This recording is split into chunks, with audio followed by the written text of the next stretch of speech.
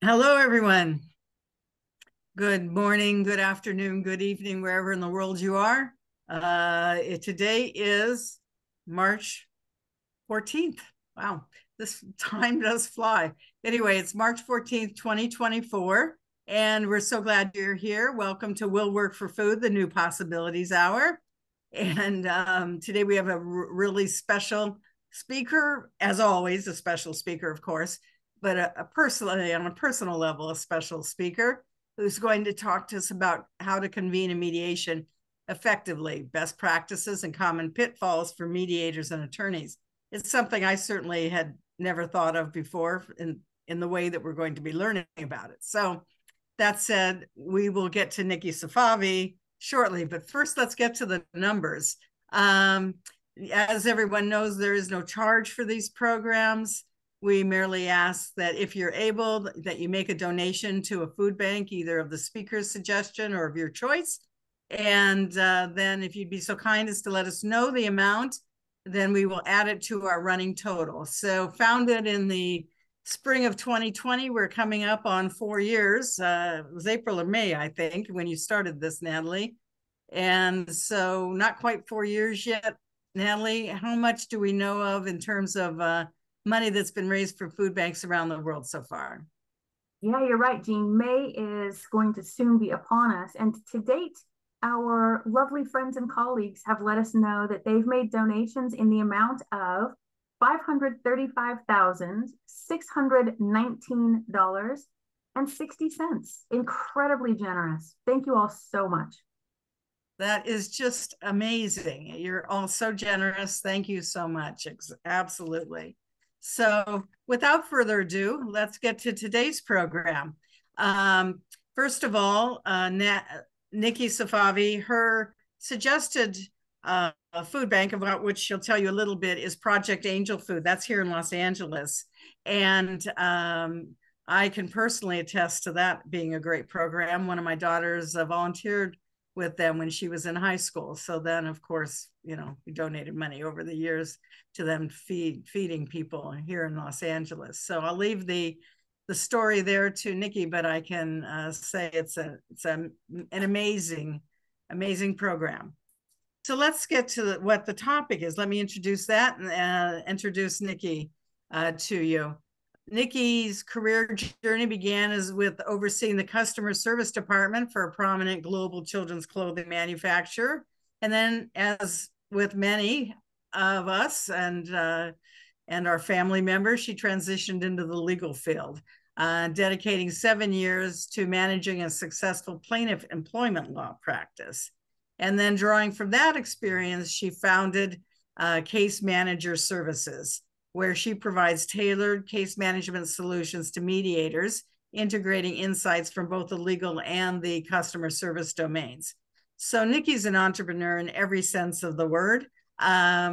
She emphasizes personalized representation for each mediator, and she's just the best.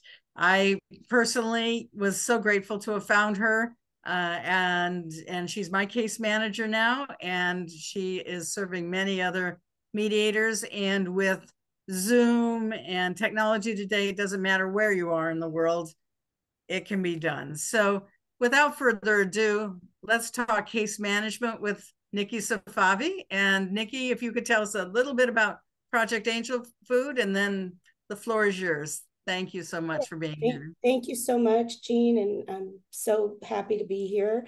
Project Angel Food, the reason why I chose Project Angel Food is because I volunteered myself for them many years ago. And I delivered meals to folks with AIDS and elderly people that were homebound.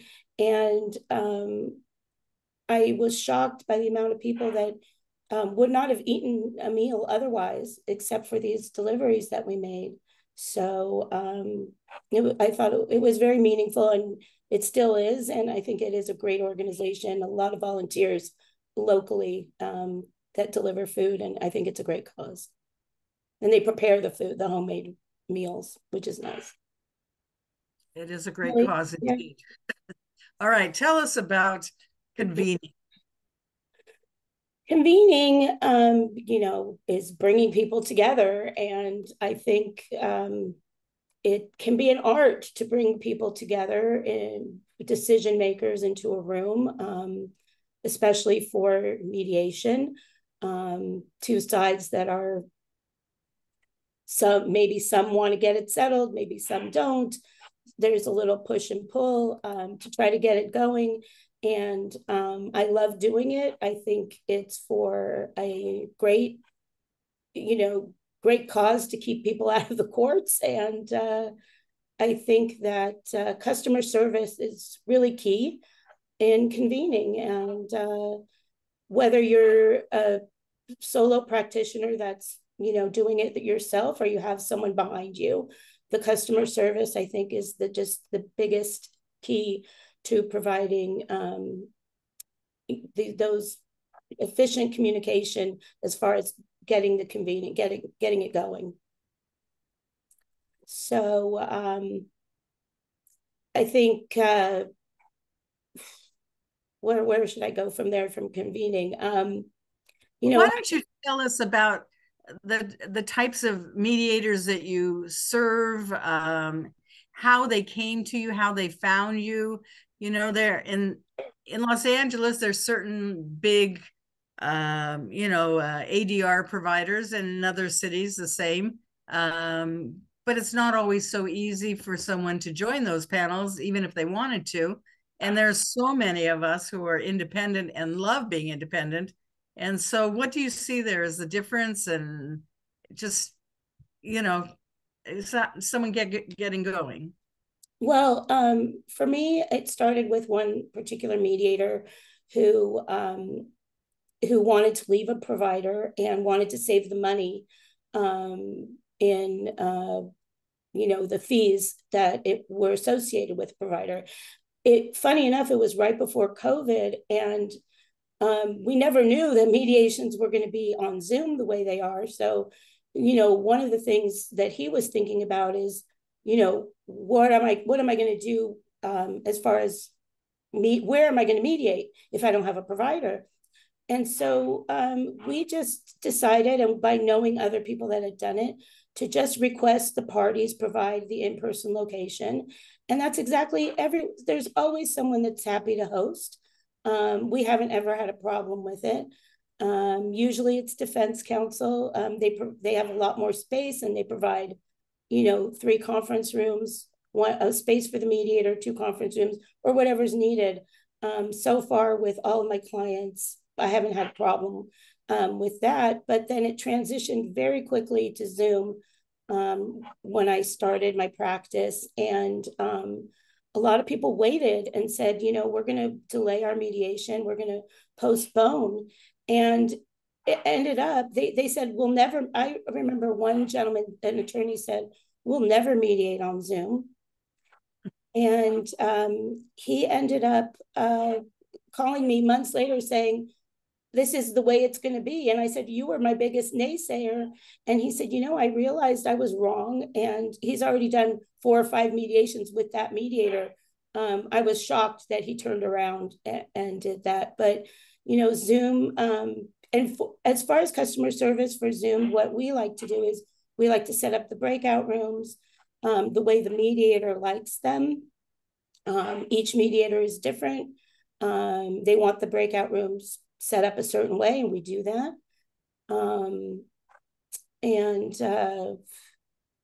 Also people are still in person, and we do that. We set those up as well. Same, mostly in California. I'm going to say we're going to stay on Zoom, but I know California, Florida, Texas, Florida, other states have told me that when they've called me to act as case manager, that they're in person all the time. And so having a case manager really helps to set that up. I think it's difficult for a mediator to try to coordinate all that, but they can do it. But I think having a case manager provides that just kind of professional touch to set this all up, so the mediator doesn't have to, worry about that, and they can concentrate on mediating. As an independent case manager, if a mediator comes to you and says, tell me about your services, what happens? Can you just give us a short preview as to what it's like to have an independent case manager who's, not your spouse booking for you, or what, a friend, or yourself? So what is it like for your mediators if they use services like yours? Because there are people certainly across the country that do this as independent case managers. Sure. I don't, I don't really know what others do, but what I provide is, first of all, the first thing I do is I get everybody their own phone line. I think it's really important to answer the mediator's phone line with their branding, their whatever their branding is, their name, their branding. If it's, Nikki Safavi Mediation, I don't want to ever answer case manager services. I want to promote my mediator. So the first thing I do is I get a phone line for each mediator that myself and my assistants can answer on their phone or computer all day long. I personally, some mediators use services, but I think having that someone who knows your clients, gets to know your clients, is so important, because we establish a relationship with your client, and they like that service. I told somebody that was thinking of going with me and they weren't sure. I said, people don't want to talk to you when they call. They don't want to ask you your rates.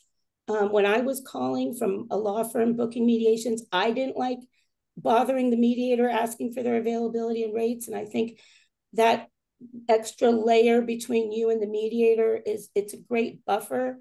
I think personally, when the mediator picks up the phone, we're like, well, why aren't they mediating? Why? They should be mediating. That's, especially during working hours. So to me, answering the phone is a key thing. And then, I don't know about anybody else, but I don't like to go to voicemail when I make a phone call. If I'm not sending an email, if it's an important enough question, I want someone on the other end to answer it. It's important. And personally, whether you have a case manager, an assistant, a spouse, or someone answering it 9 to 5 at least, I think it's really, really important.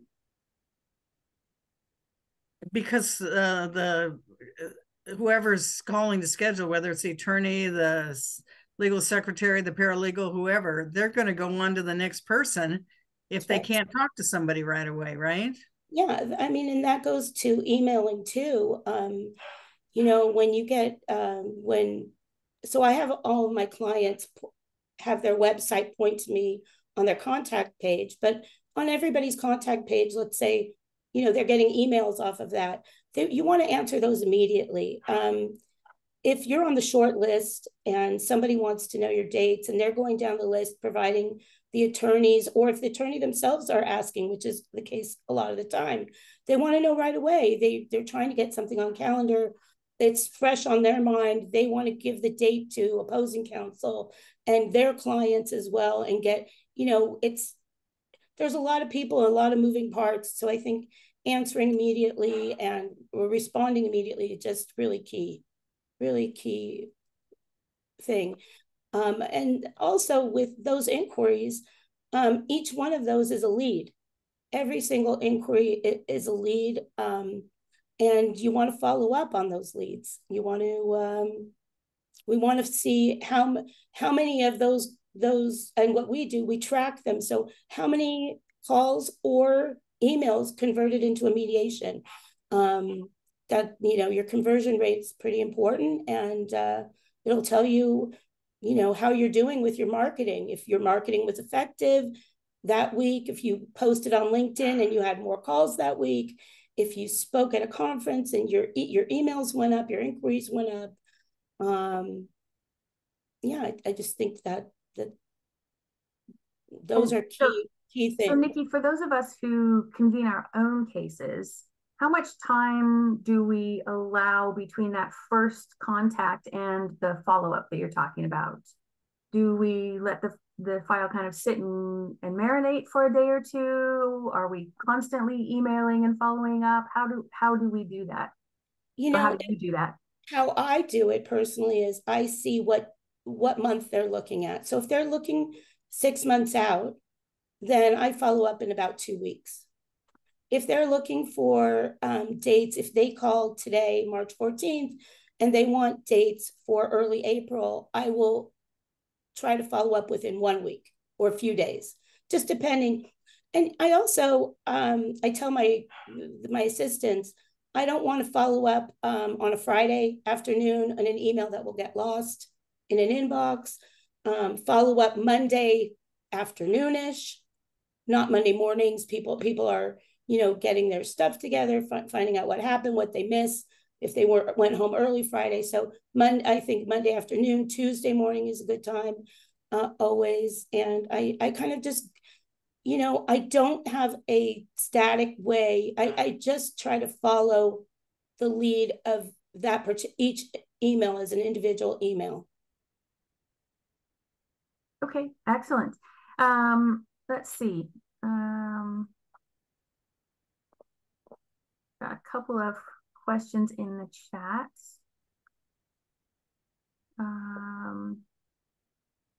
Marcy had a question. What do you suggest for a new neutral that is trying to get new business? How do you break into the mediation practice? I'm assuming so that you're busy enough that you need to have somebody like Nikki to help you out. What do you tell your mediators that are new to your services to keep themselves, moving ahead and getting more cases? I tell them pretty much the same things that you tell them. Post on LinkedIn, go to conferences, meet people. I think one of your best, making phone calls to people that you've worked with. I think that's very important. Tell them that you're mediating. Don't be afraid to ask, can you try me? Most mediators are well, the ones I've worked with are mostly attorneys, but I know not everybody is. But you have a big, pool to pull from, I think, in your own world to just ask. And I have one mediator that started out recently who just asked a few key people on the defense side, a plaintiff attorney, and he's fired just by asking. He hasn't promoted, he hasn't done any marketing at all, and he's just asking a few key people for mediations, and he's getting them. So I think that's really important. But attending, joining SCMA or whatever local mediators groups are near you, going to these conferences, like we're going to the ABA dispute resolution conference meeting, and also whatever your specialty is, if it's employment law, going to employment law, joining groups where you're going to meet the attorneys, not so much other mediators, but the attorneys that are going to hire you. How about calendaring? That is so sacred to a mediator, what they're protecting their calendar or expanding their calendar. How do you know what the mediator's calendar availability is? How do you work that? Well, some people have their own calendar that we're able to log into, like you, Jean. Some we provide a calendar for, and they have to go in and mark out the days that they want to work or available to work. Some people email us the dates. We're working on a new system right now that's very powerful, that is going to have a date picker that literally will just be able to pick dates from the mediator's calendar. But having a two-way sync with your mediator, if you're a case manager, is very, very important.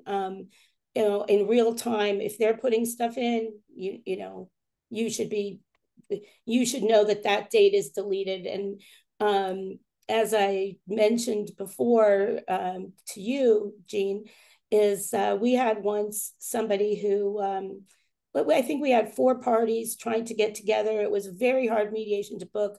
and the mediator had a dentist appointment on that day that he didn't remember and he couldn't switch. And so having a case manager in this case, by calling the people and telling each one, I'm so sorry, we have a little mistake here. The mediator has an appointment that can't be moved. Can we switch it? And 3 out of the 4 were so gracious. And the 4th one, was pretty aggravated.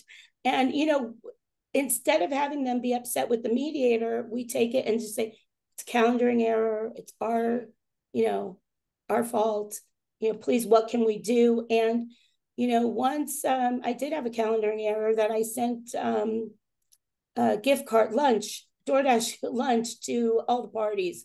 And they were very grateful. And they didn't mind at all that the mediator was late. In this one particular case, it was kind of a miscommunication.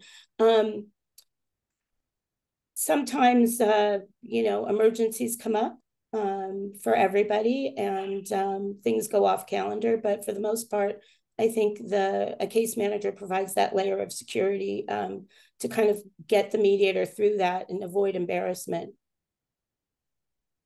What kind of calendars do a two-way sync? Well, Outlook does a two-way sync with certain calendars. One of my mediators has something called Cozy. We really don't like to use it, but it does have a two-way sync with Outlook. Outlook will have a two-way sync with my program, I believe, that we're going to be using. But at the same time, it's going to be a program where the mediator can log in mobily and on their computer and be able to block off dates. Also, a lot of people have a calendar on their website, which for people that are alone, that works out great for them. Calendly, I'm not sure, Natalie talked about that. There are many that, the client can pick the date and the mediator can put dates on and off as they want to, change their availability. And then it comes down to all the paperwork. And this was where it was like, oh, thank goodness we've got somebody else to do this. Sending notices out, doing the confirming, the confirmations, the invoicing, and all that. What goes into that when you're handling somebody's, program, their business? Well, what we do is we give everybody a kind of a basis, like a package with our basic boilerplate information, and let them put in their rates, their, if they want the agreement changed according to their state, or according to maybe there's certain protections that they like in a different agreement, that they want certain language they want to add.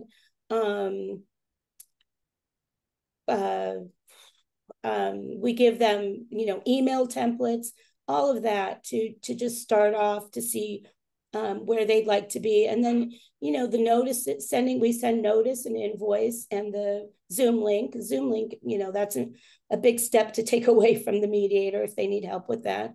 And then after that, we make sure we send out the agreement, we send out, and we make, the main thing is, I think, and the most important thing is making sure that payments are made timely. Here in California, almost everyone that I've worked with bills for a half day or full day. We don't do hourly here unless it's overtime, which we can send out an overtime bill. But we like to make sure all of our mediators are paid in advance of mediation. So we have law pay for that for most of our mediators. I think, Jean, you probably suggested it from the beginning.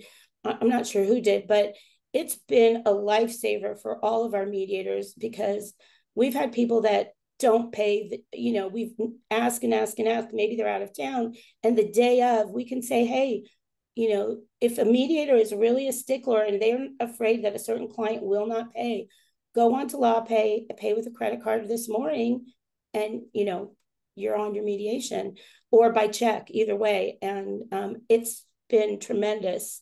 It's very, very helpful. We get the notification right away. We mark it paid, and we follow up to make sure that mediation's paid before the mediator gets in that room.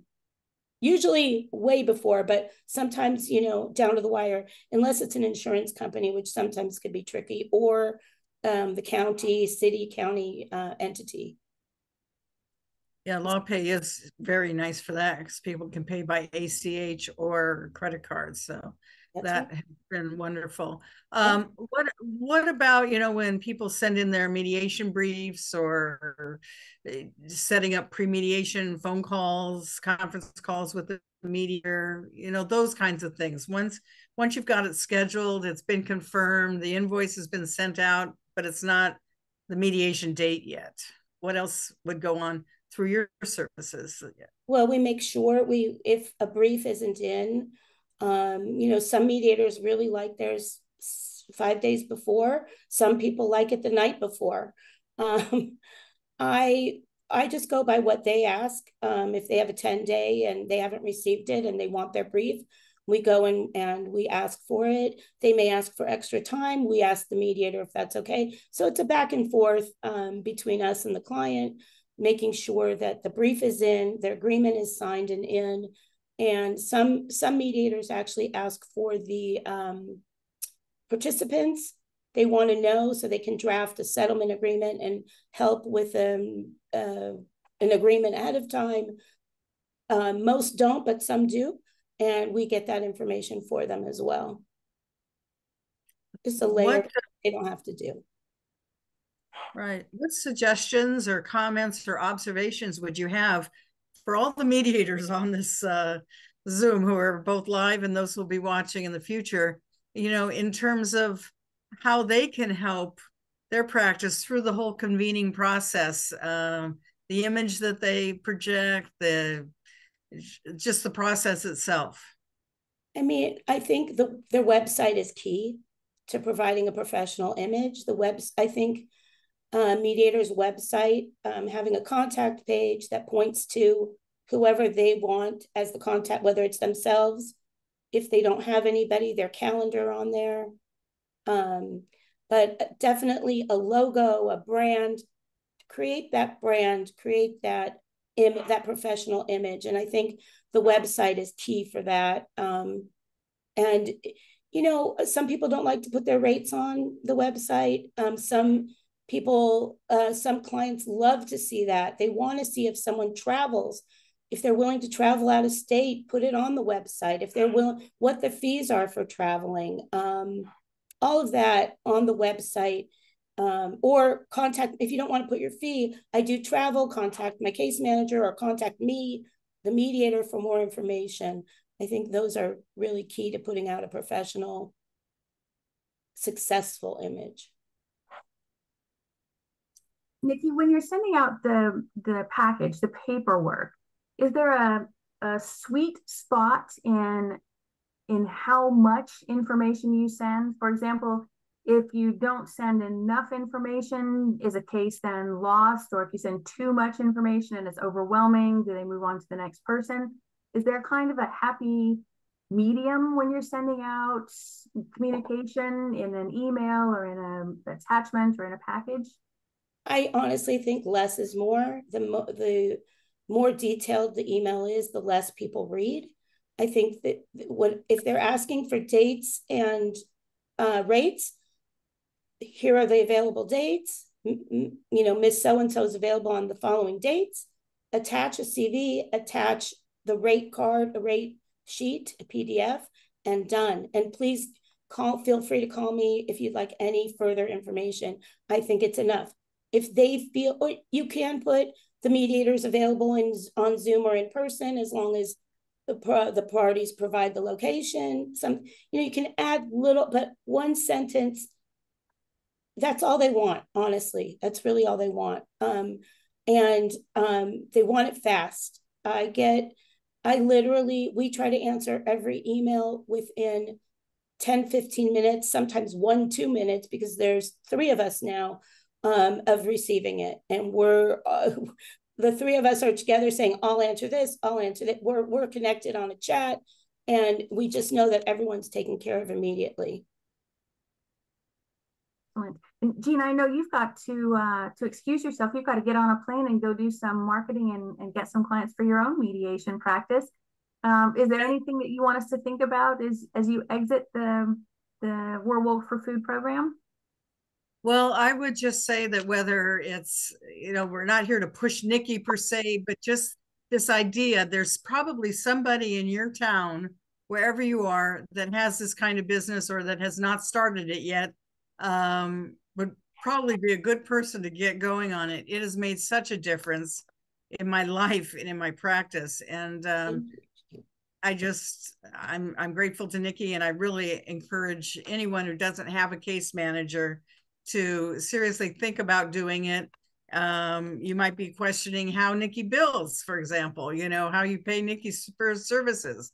And it's on a case-by-case, everyone they get scheduled. So Nikki can address that too, I'm sure.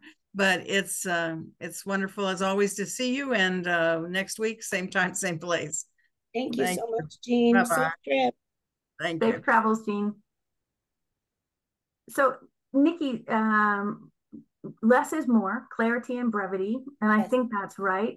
I know that, for example, for my clients, it's easiest if each topic or each thought is the subject of the email. So it's easy to go back in your file system and find that specific piece of information that needs to go forward. Yes. What else do we need to be thinking about when we're convening? I know that you convene primarily for mediators who have represented clients. You're dealing primarily with a law firm or an attorney. For those of us who deal with unrepresented clients, is the process, is the thinking, is the psychology about the same? Or should we be thinking about maybe doing something a little different?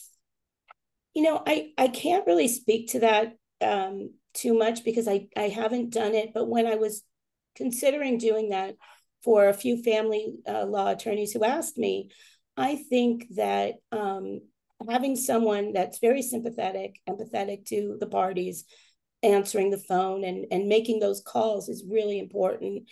It is a lot of client contact. When they're in pro per, they need a lot of hand holding. It's just a totally different, it's a different business model. Like I said, we were thinking of adding that, and I was going to have one person dedicated to that.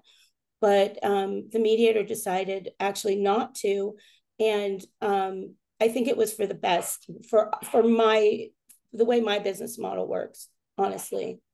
I've handled people in pro per, but not constant, just mostly improper, just a few people in some PI cases for the judge, my retired judge that I was booking for. Okay. All right.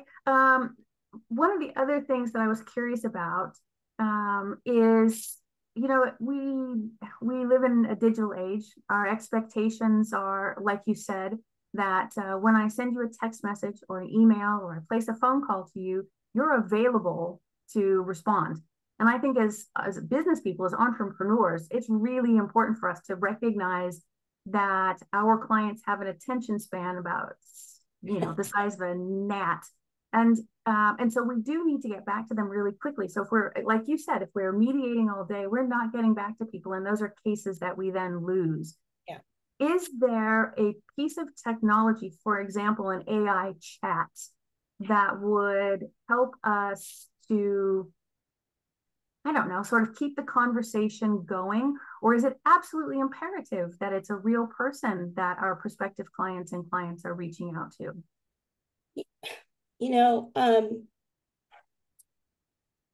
Chat GPT is great. I love that, to help formulate something, to help kind of tweak something. But I think having a real person is key right now. I'm sure down the road, I'm going to be obsolete. That's fine with me, but I don't think anytime soon. I think that, that touch, that added touch, people really want it. They need it. Sometimes people email me and I email right back, and then they call me and they're like, I thank you for emailing me, but I actually want to, since you're at your computer, I know you're there, can we talk? And so it's just, you could miss that. And everybody wants that personal connection. No, I think you're exactly right. And I don't think you'll ever be obsolete. I think in our industry in particular, we are always going to need the interpersonal business relationship that you're building on our behalf, or that an answering service, a real person would be building on our behalf as mediators and arbitrators. So I don't think you're ever going to be obsolete.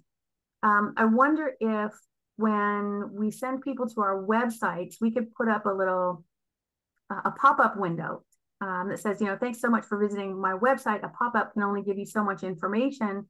For full information or supporting documents, please contact, Nikki Safavi at, and then the phone number, so that sort of everyone's comfort level with communication gets a response. We were talking in a group not too long ago about the different expectations of different generations in the legal industry and what their preferences are. Right. So, if your primary clients are baby boomers, they really want a phone call. They want a person. They want to have that conversation. If they're Gen X, they're fine with a conversation, or they're probably okay with email. If the email isn't, War and Peace, they're probably not okay with just a text message. And so every generation kind of has a preference. And I feel like we can best serve our clients using a case manager, because that case manager could take notes about each client that says, this client really prefers text, this client really prefers email, this client communicates best via LinkedIn IMs, this client is best with phone calls, but not between this hour. It allows you to, I think, really customize your interaction with clients. Am I thinking about that the right way? 100%. We have in our new system, one of the things that the gentleman who was demoing it for us showed us, in the comments, he did a kind of a take on Friends, the show Friends, where he put all the friends, Chandler Bing, and it would say in the likes Monica, doesn't like coffee, or loves cappuccino, and all that. You want to put, if someone that just had a baby, how's your baby? I developed a new client for somebody just by doing that. Now he calls all the time for bookings. I don't know if it's really because of that or the mediator did a great job, but we've gotten to have such a great rapport that I think he's more likely to call me for that mediator than someone else, just because it's a nice back and forth that we have. Well, sure. I mean, if you're going to do work with somebody in your geographical location, why wouldn't you want to do work with somebody who's being nice to you, who remembers to send you a birthday card, or that, you just had a baby, whatever the situation is, versus somebody who's, not at all pleasant, or at best civil when you do get to connect with them. Right. We all make choices, and this is a service industry. And I think it's really important that we provide great service. And in fact, for a lot of the really top end mediators, customer service is one of the only thing that really truly sets them apart from their competition. And having great customer service, I think, is a real imperative. Yeah. I'm banking on that in terms of, what I'm trying to provide for people. Yeah. And I really love it. I think it's something, I had a calling for it, and I really love it. And I love training people to do it. I think customer service is just the most important thing. Yeah, it really is. Nikki, I see that Roger Moss has his hand up in the gallery. Roger, why don't you go ahead and say hi to Nikki and ask your question. Thanks, Natalie, and thank you, Nikki. I'm loving everything you're saying. I've got your website up on another screen, and I wanted to offer my experience with the rapid response piece that you highlight. To me, from direct experience with what became a large-scale program in San Francisco, rapid response is just magical.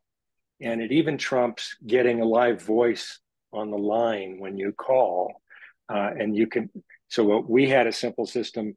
People would call a number, nobody ever answered it, but they got a reply within minutes during the business week and every day of the week throughout the year. Yeah.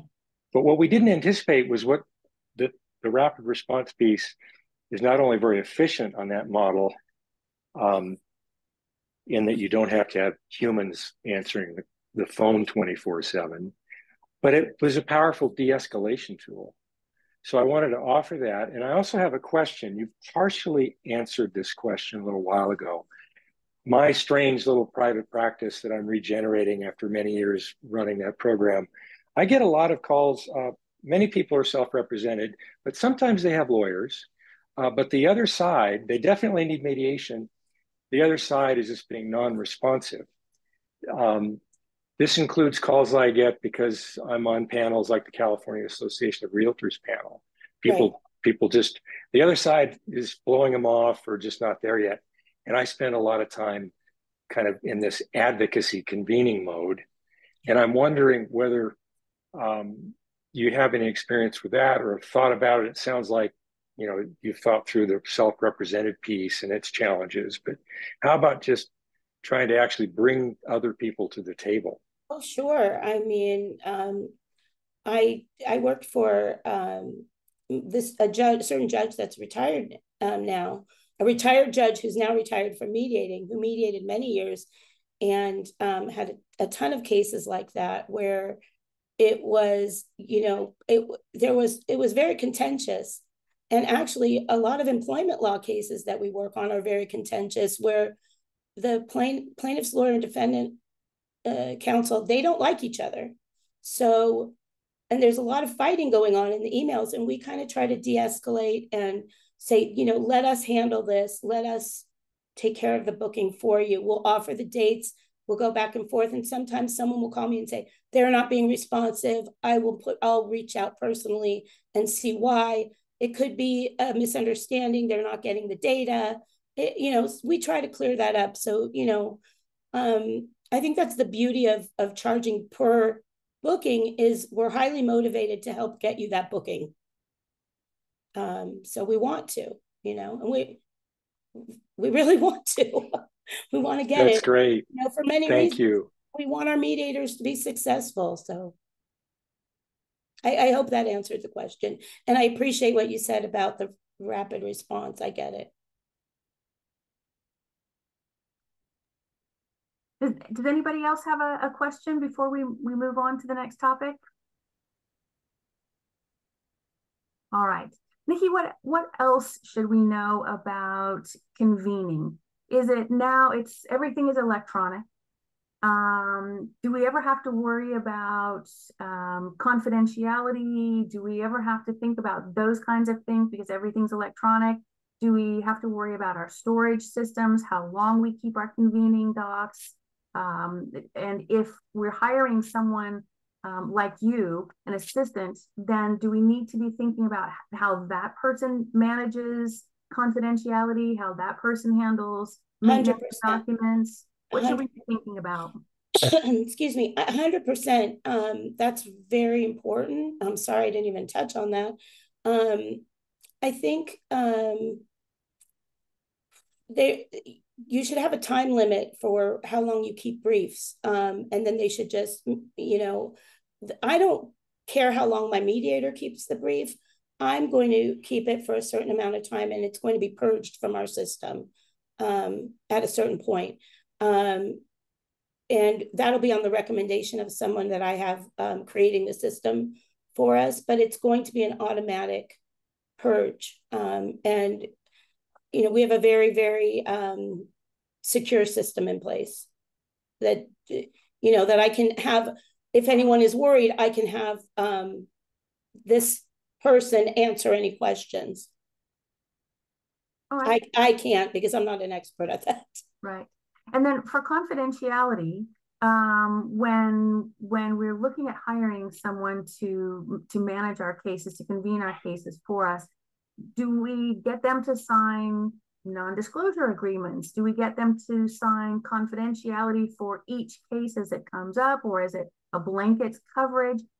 Do we need to get extra insurance to protect our businesses? what do we need to be thinking about? Because you or someone like you would have access to confidential information that you then pass on to us, the neutral. So what do we need to do to protect our business from having that one extra step?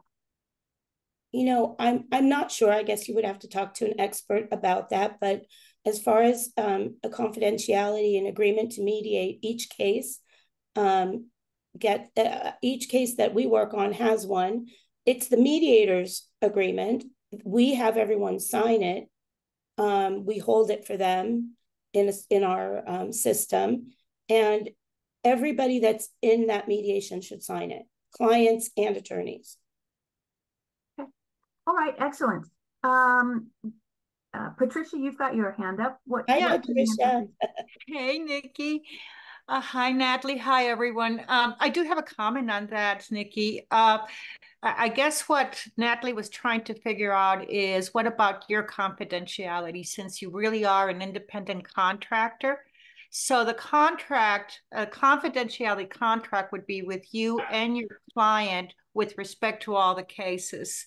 And I guess that's what you and I kind of discussed the last time. Does that clarify it?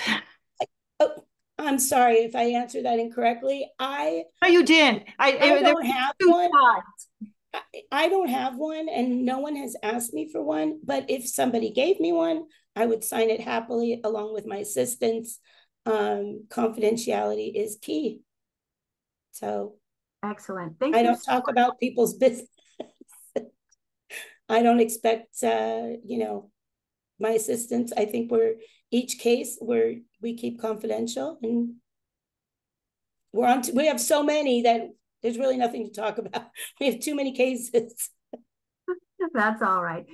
What else do we need to know about for convening cases?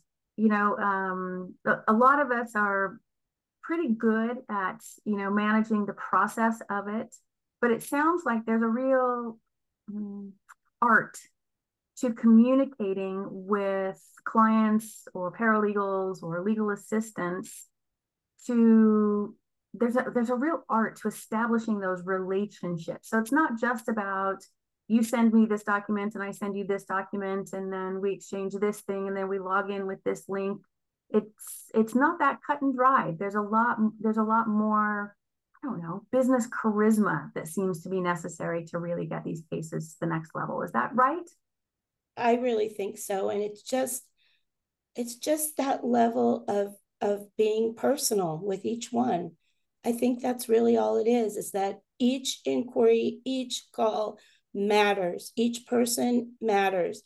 That's a lead for you. That's that's money in your bank account for the mediator. I'm very, very mindful of the fact that I can make or break someone's livelihood. And it is really important to me to be on top of it and to be on top of my game. So that personal touch, if that's what gets them the booking, I will go all out to make sure that each client feels attended to and special. And I'm really not saying this just for me and my business, but I think everyone should approach it that way. I just think it's really, really, really important. The communication, very, very important. I think that's absolutely right. There are the rare occasions when you have a client who doesn't want that for whatever reason. And then of course we're polite and we don't push ourselves onto those clients. They really do just want, just the facts, ma'am, like the old dragnet cliche. But that's all right. You can tell. Yeah, you can suss that out. But I think there is so much to that relationship building. Nikki, there's a couple of questions in the chat, if you don't mind. One of the questions is about the online platform for mediation. Do you see any, demonstrative differences between Zoom and like Microsoft Teams as a preference for us, preference for you, preference for clients? Or is it just one of those things that, whatever you got is whatever you got? Well, I mean, Zoom has been the major it's the major one in the market. I gained the quickest popularity. I love Teams to talk to my assistants. I use Teams all day long. I wish some people use Teams. I would love to use Teams with my clients if they wanted to. I have one client that used Teams. I have one that would never go near it. And then I decided maybe we shouldn't offer this. But Teams is great. I don't know how it is for having a mediation. I've never done that, but I personally like it to do a very quick screen share with my assistants to check out a document that we may be sending out that we all need to have our eyes on. So I'm all for it. But Zoom to me has been, because it's so popular, most people have it, not a problem. I do get a request for Teams now and then, but it's usually one-sided and the other one says, no, we want Zoom. So I just go with what the people want. Right. Zoom does seem to be the primary player in the field. All right. Another question. Does a service provider, yours or others, include drafting the final settlement docs, or is that something that is only or should only be done by the mediator?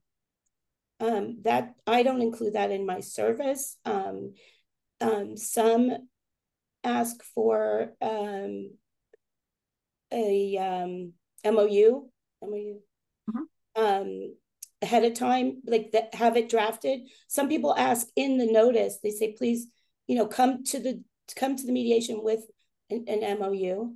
I don't, that really has nothing to do with me, because I'm not, the only thing that I do after the mediation is done is I send out an email to the mediator and I say, did it settle? Would you like follow-up? How would you like us to calendar? And they'll say settled, not settled, follow-up in 10 days, follow-up 30, follow-up 60, follow-up 6 months. We calendar that, and then we send out that reminder automatically according to that follow-up. Dear so-and-so, the mediators you've requested a follow-up. Would you like me to schedule a phone call or another mediation or whatever? All right. Another question from the chat is, well, first I'll tell you there's a nice compliment in the chat, and it reads, Nikki is speaking the gospel now. Everyone counts. Everyone deserves compassionate connection from first contact. Oh, nice. Thank you. That's exactly right. Thank you. The other question that's in the chat is the CRM element. Now, I know that for your organization, you have a really, really robust CRM that you've worked extremely hard to develop over the years. And that it's one of those things that's sort of constantly evolving. As new needs come up, you address those, you add that in, you let go of those components that are not really being utilized. You're always looking to be the cutting edge provider. If someone wanted to have their own CRM, is there a platform that you can recommend for people to help themselves convene cases? Do you have any information about that? Well, I've spoken with the people at ADR Notable. I think they have something great going on. My case could be good. There are a lot of good systems that will work for mediators that are working alone. It just, they didn't work for me as a case manager, but I know they will work for solo practitioners that need that help. I think ADR Notable was probably my favorite. Excellent. That's really good information for us to have. As we're shopping for someone to help us convene our cases, we see, well, I don't know if everybody does, but I get offers all the time on LinkedIn. Someone from the Philippines or someone from Nigeria wants to be my virtual assistant and help me, with office tasks or admin tasks, etc. Is that ever something that would be appropriate for us, or, just based on time zones or jurisdiction or what have you? What are the things that we should avoid when we're looking for someone to help us, maybe? I mean, I've never been asked that question. It's not something that I would do personally. I get offers all the time. I don't think that will foster brand recognition at all, or good. I just don't see it being good customer service. For me, I want to speak to somebody knowledgeable about that mediator, whether it's an answering service here that knows wherever they are in the world, but that knows that mediator. You know, maybe there are providers, and I think there are, that have 1 or 2 or 3 people dedicated to a person to answer their phone, and they know something about them. To me, that's fine. It's not my favorite. That's all I can say. Not my favorite. That's fair. It's also not my favorite, as you know, as important as I think this is. Yeah. So I think that we've covered all of the high points, that from a position of entrepreneurialism, it's absolutely imperative to have case management that provides really penultimate customer service. That's the bright line is, between practices, those individuals who provide that great customer service and those that don't, or maybe just get close, but not close enough. I think the professionalism is important. The branding is really important. Having a professional case manager or professional case management system, even if you're doing it yourself, really raises the bar. It raises your position in the marketplace. It raises you up as a reputable, credible, neutral. I think all of those things are absolutely important. What else are we needing to know about convening or case management, Nikki? I think we touched on most of it. I know that I'm going to be doing some conferences to help some of my mediators. And I think, how some of the big providers have a presence at certain conferences. I'm going to be doing that this year, later on in the year, maybe November, providing a space for my mediators, maybe so that we can all maybe have an exhibit and not, so it's not so expensive for one person, and that we can all join in and I can promote them there. Maybe 5 or 6, 7 of my mediators might join me. They can bring their swag. And I think it's a good connection. Excellent. Very nice. Well, if anybody's got a question, put it in the chat, or feel free to unmute yourself, raise your hand. And I would like to remind everyone that, again, these programs will work for food at no cost. We get great speakers, great information from people who volunteer their expertise and their time to work with us. We do hope that you will consider, when you're thinking about where to donate, you'll consider Project Angel Food. That is at angelfood.org. It's a great program. But of course, if you have a food bank that is near and dear to you, your family, your heart, absolutely feel free to support that food bank. Let us know if you've made a donation of any kind. If you can't donate $1, $10, maybe donate an hour as a volunteer. And how great. Yeah. Let your friends, your neighbors benefit from that kind of thing. All right, I've got, let's see, a couple of chats here. Let me scroll down real fast. Thank you. Those are your messages, Miss Nikki. Thank you, and thank you. All right, everyone. Thanks so much for joining us for Will Work for Food. We will be back again next Thursday, 8 a.m. Pacific, 11 a.m. Eastern, like always, with another great presentation. We'd like to thank today's presenter, Nikki Safavi with Case Manager Services, Inc. Thank you for having me. This was so fun. Thank you so much. Well, I'm so glad, and we really appreciate you talking with us candidly about all the backstage things we need to know. If you need more information, please feel free to connect with Nikki via casemanagerservicesinc.com. And that's it.